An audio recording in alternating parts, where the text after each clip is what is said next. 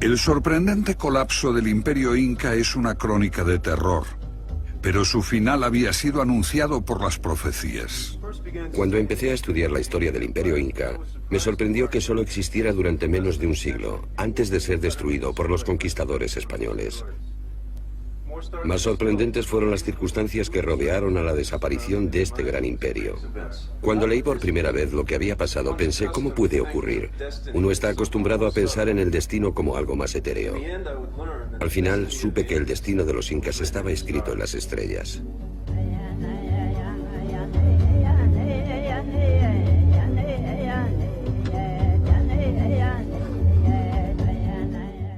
Es la Pachamama, la Madre Tierra.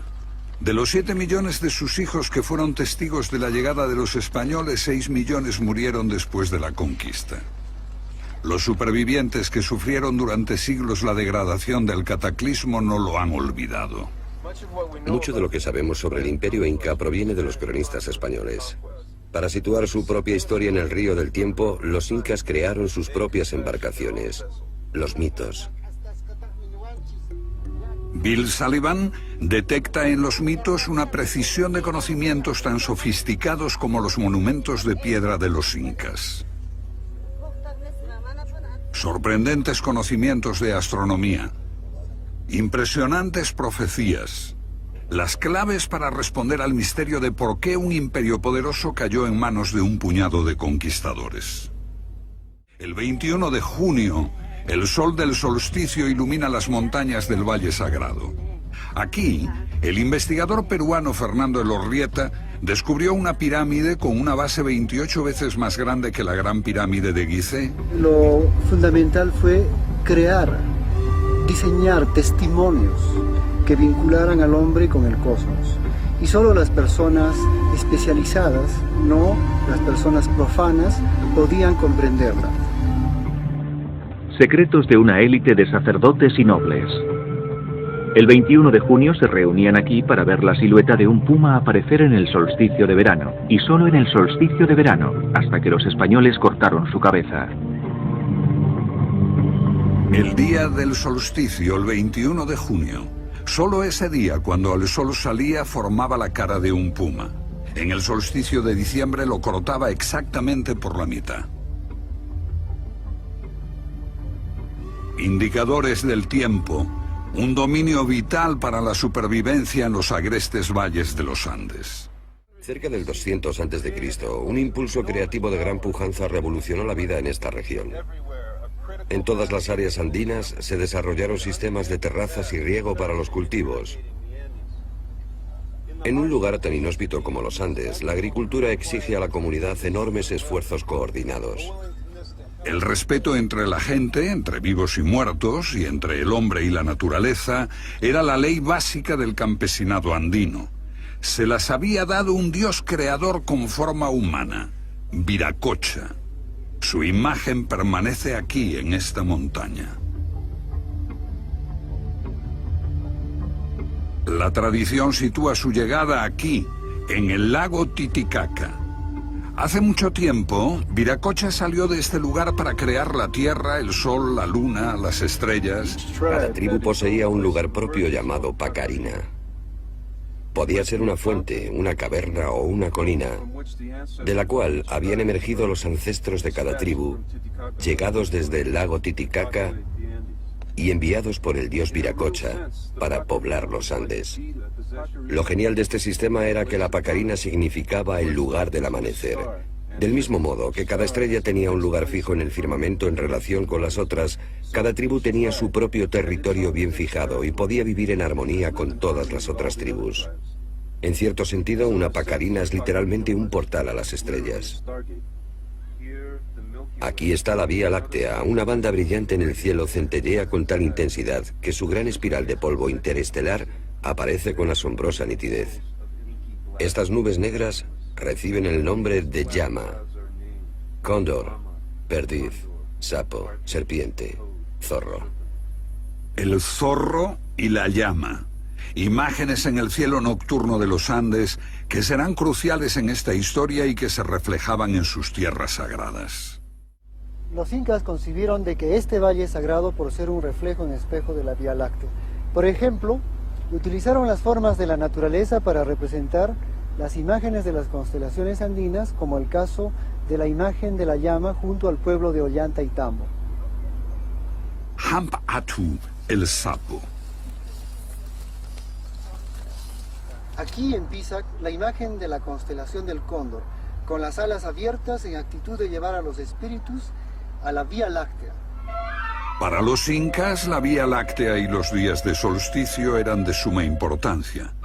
Ellos creían que estos días eran un puente que conectaba al mundo celeste con el terrestre. El solsticio de junio era un día de ritual sagrado, porque ese día el sol salía en la Vía Láctea y establecía el puente hacia la tierra de los dioses. Además, en el solsticio de diciembre, al salir por la Vía Láctea, el sol abría las puertas de la tierra de los antepasados, permitiendo que los vivos consultasen a los muertos. En los días de Cuelurriti también se conmemora un antiguo rito indio. Es el 7 de junio y esta gente viene a celebrar la salida de las Pléyades. Pero la fecha varía a lo largo de extensos periodos de tiempo y es un factor de crucial importancia en este relato. Porque nos lleva a otra época lejana, cuando los pueblos de los Andes experimentaban un Pachacuti, el fin de un mundo. El temor por el Pachacuti y la creencia de que podían verlo escrito en las estrellas es el punto central en la investigación del escritor estadounidense William Sullivan.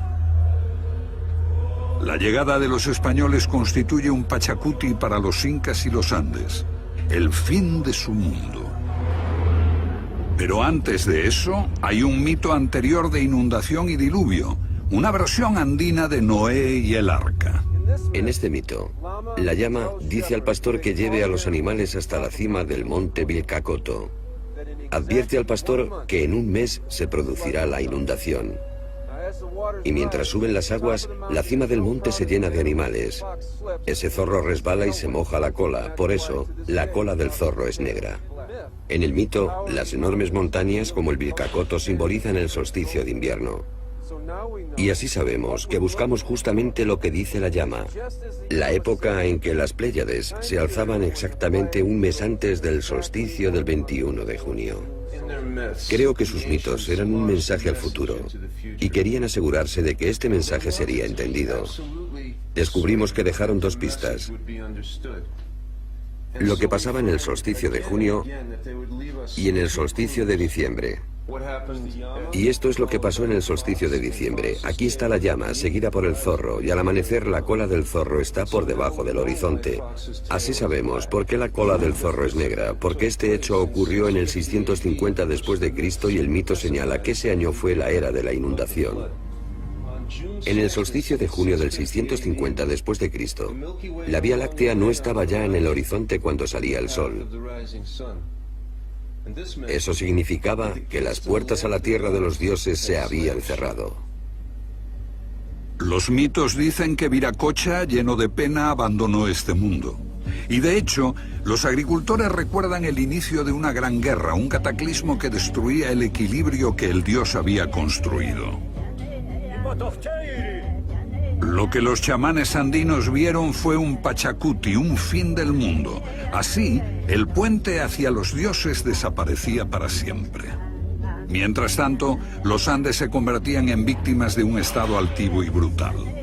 Los gobernantes militares de Huari impusieron duros tributos y trabajos forzados. Surgió una nueva élite, los guerreros, cuyo objetivo era someter a los campesinos y perpetuar la guerra a sus expensas. Los campesinos se consideraban descendientes de las estrellas. Los guerreros se comparaban con los planetas, libres para vagar entre las estrellas. Los estudiosos afirman que los pueblos andinos no conocían los planetas, pero en este cielo cristalino parece difícil pasarlos por alto. Un cronista hizo una lista con todos sus nombres y tenían un sorprendente parecido con los dioses planetarios de Grecia y Roma. Chasca Colior, la bella mujer de pelo rizado, era Venus. Aucha, el dios del tiempo, la justicia y la recompensa, era Saturno. El dios de la guerra, Acayoch, era Marte.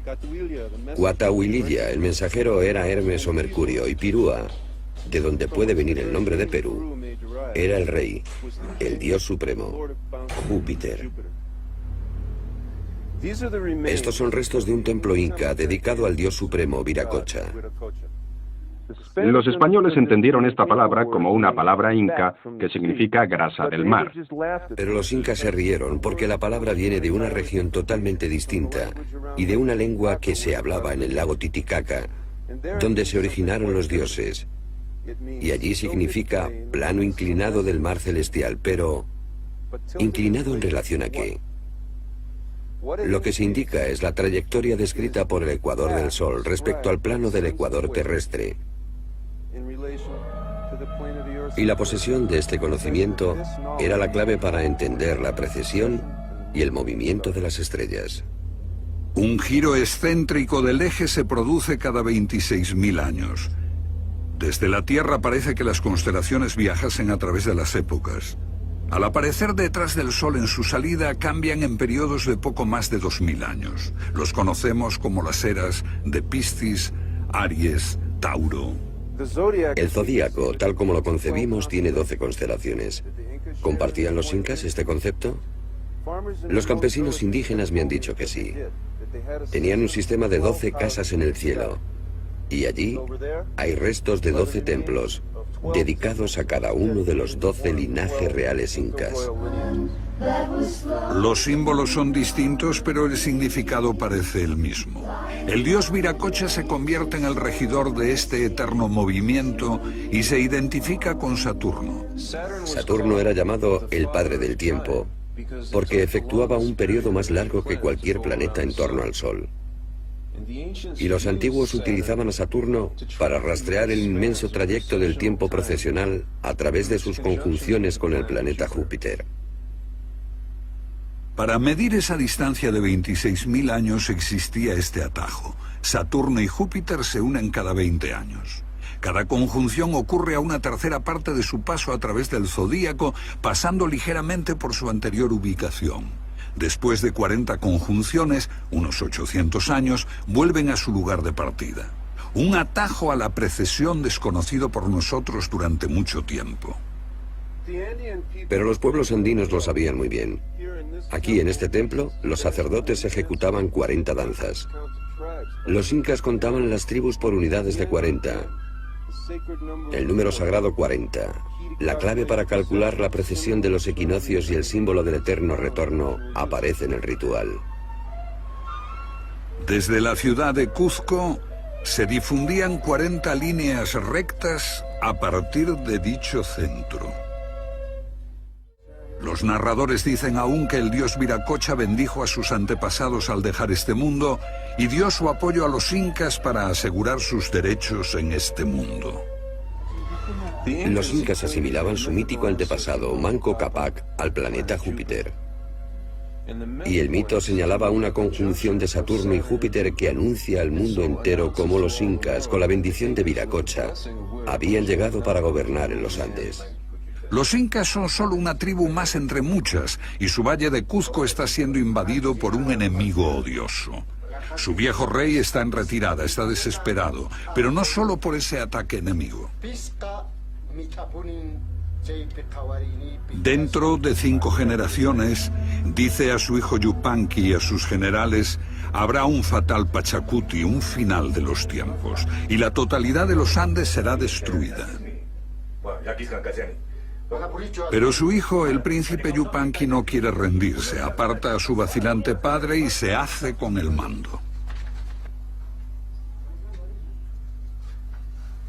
Al contrario que su padre, Yupanqui no estaba dispuesto a aceptar la derrota. Propuso algo diferente, una visión revolucionaria, crear un imperio del sol. Esto suponía embarcarse en una misión sagrada, salvar de la extinción a la civilización andina.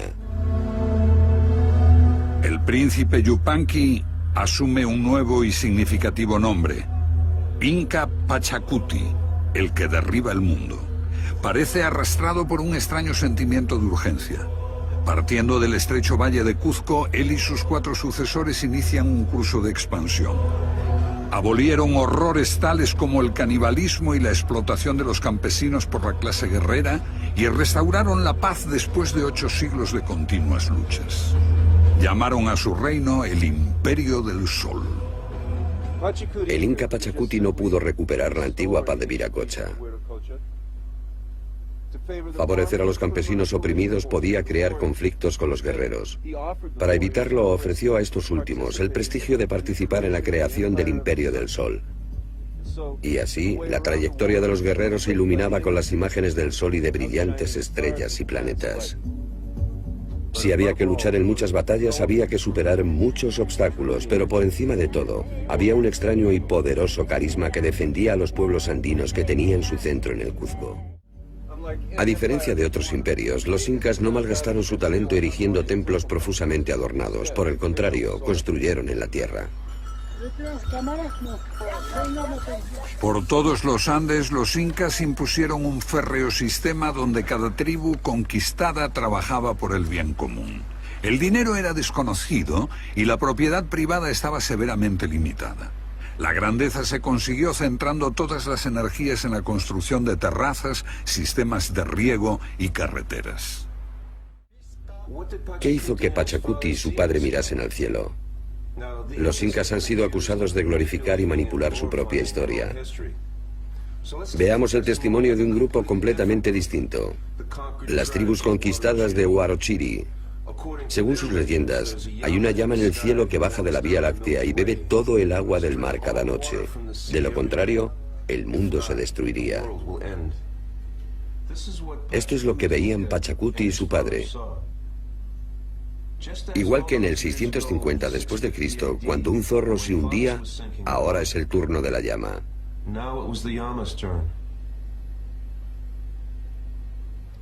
Pero aún más importante es esto que veían los sacerdotes astrónomos. La trayectoria del Sol a punto de separarse de la Vía Láctea. Este sería el puente que llevaba a la tierra de los antepasados, lavados en las riadas del tiempo. ¿Era esta la profecía? ¿Que el muerto ya no volvería más para instruir a los vivos? ¿Fue esta la terrible debilidad de los incas, la certeza de que una catástrofe cósmica llegaría de los cielos? Pachacuti no podía permanecer impasible mientras su tradición sagrada corría peligro. Si era cierto que los hechos en el cielo influían en la tierra, ¿era posible lo contrario? ¿Podían las acciones humanas alterar el curso de las estrellas?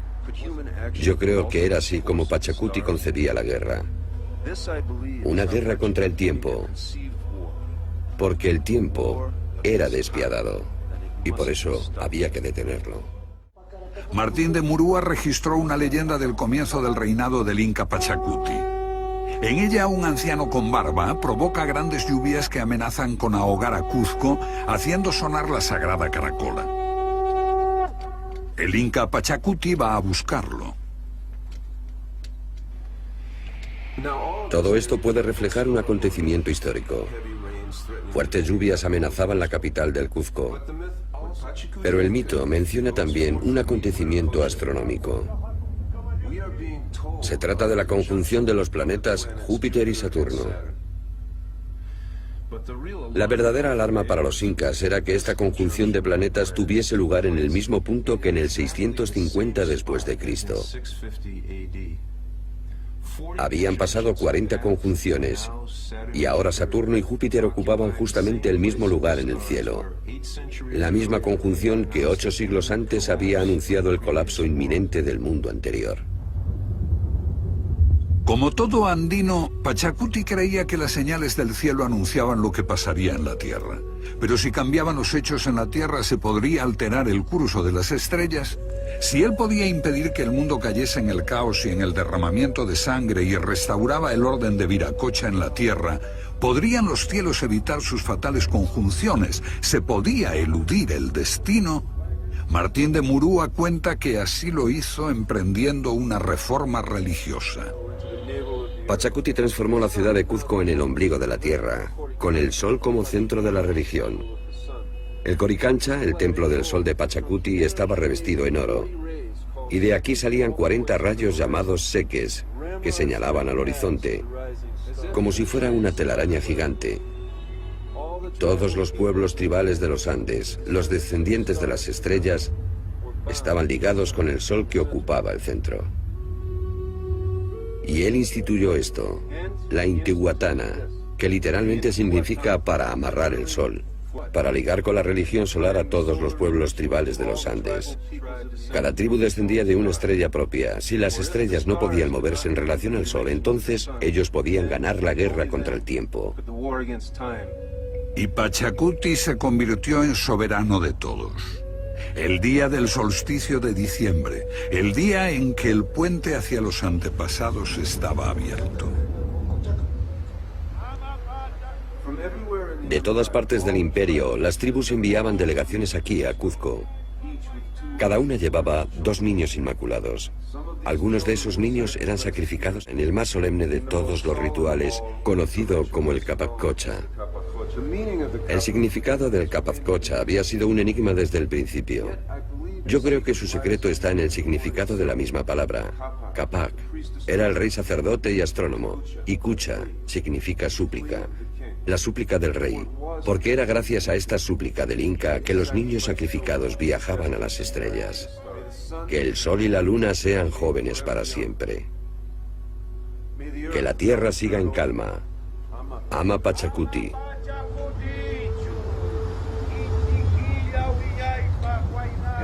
Y que haya paz. Esto, creo, fue la estrategia desesperada que los incas aplicaron para evitar el fin del mundo. Pero si quieren hacer reír a Dios, cuéntenle sus planes. 1492, más lejos, hacia el norte, los españoles descubren el Nuevo Mundo. Y poco después el Imperio Azteca de México es aniquilado. El quinto gran inca, el último de ellos en gobernar, Huayna Cápac, yace moribundo por una enfermedad desconocida. Es el flagelo de la viruela que los europeos trajeron al Nuevo Mundo y ahora les precede. La historia dice que sus últimas palabras fueron estas: entonces voy a ser el último, la guerra está perdida. Creo que lo que realmente le conmovió fue lo mismo que el Inca Pachacuti había visto y temido. El camino del sol, partiendo de la Vía Láctea, y la creencia de que la entrada en la tierra de los muertos, en el mundo de los antepasados, estaba cerrada. Y este hecho se acentuaba por una única conjunción de los 5 planetas visibles. Venus y Mercurio se unían con Júpiter y Saturno, y con Marte, el planeta rojo de la guerra. Los otros 4 no se detendrían, pero Marte se quedaría rezagado en el cielo y contemplaría la destrucción inminente. La viruela que mató al último inca acabaría con la mitad de la población y doblegaría el ánimo de la gente. La aparición del fenómeno que hoy conocemos como la corriente del Niño azota el país y destruye las tierras costeras. Estalla una guerra civil entre los aspirantes a reinar, destruyendo la confianza de la gente en un liderazgo justo. Solo entonces llegaron los conquistadores españoles. Los chamanes andinos fueron aniquilados, torturados, mutilados, golpeados hasta la muerte, desmembrados, quemados vivos. Mientras la voz de los Andes se silenciaba, lo que quedó fue un legado, relatos deformados por el tiempo, mensajes codificados, mitos. Los incas se esforzaron en crear paz y justicia, para unir a las tribus guerreras, para crear magnificencia y belleza. Cubrieron los Andes con terrazas e irrigaron los campos. Unos logros no igualados por China o Roma, o por cualquier otro imperio. Porque los incas hicieron esto en menos de un siglo, en una tremenda explosión de energía. ¿Por qué? Es posible que ahora lo sepamos.